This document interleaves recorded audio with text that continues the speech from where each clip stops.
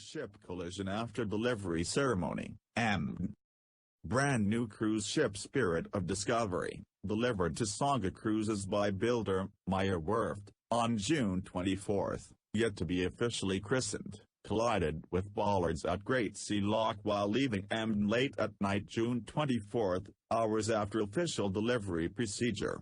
The ship sustained superficial damages, abrasions, scratches and a slight dent.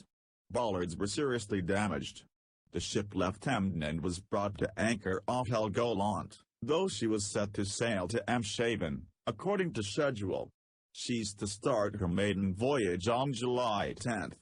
As of 1400 June 25, she was still anchored.